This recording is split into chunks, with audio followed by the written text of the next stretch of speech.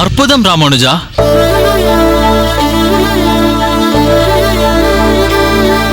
அண்ணா,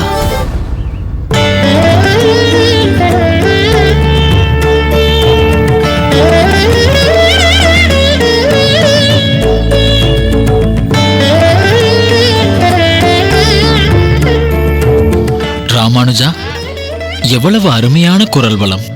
அதோடு நெக்குருக வைக்கும் அந்த பாவமும் சேர்ந்து எங்களை மெய்சிலிர்க்க வைத்துவிட்டது.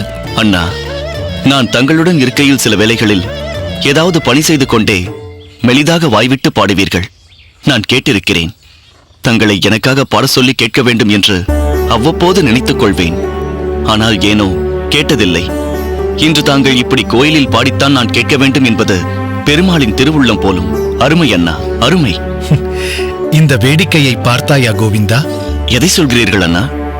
சாரங்கனும் சக்கரபாணியும் கிரகஸ்தாசிரமத்தை ஏற்று குடும்பஸ்தர்களாக மாறியிருந்தாலும் இன்னும் நம்மோடு நட்பு பாராட்டி வருகிறார்களே, அது எனக்கு வியப்பாக இருக்கிறது. இதில் வியப்பென்ன உள்ளது? உன் குரலில் உள்ள ஆகர்ஷண சக்தி குடும்ப பொறுப்புகளையே தூரத் தள்ளி விடுகிறதே. ஆமாம் ராமானுஜா, திருமேனி சொல்வது உண்மைதான். நாங்கள் எந்த சூழ்நிலைக்கு மாறினாலும் உன்னை விட்டு ஒருபோதும் பிரிய மாட்டோம். ஒரு விண்ணப்பம்.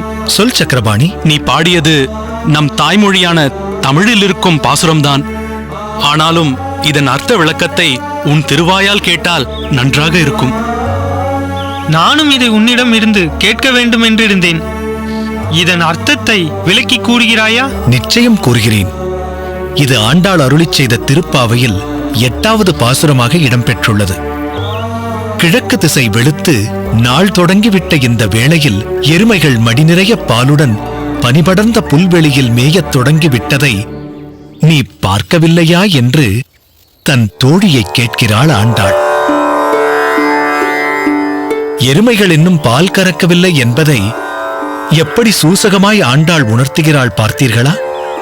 அப்படியே மார்கழி மாதத்தில் புல்வெளிகளில் பனி படர்ந்திருப்பதையும் கோடிட்டு காட்டுகிறாள் ஆண்டாள்.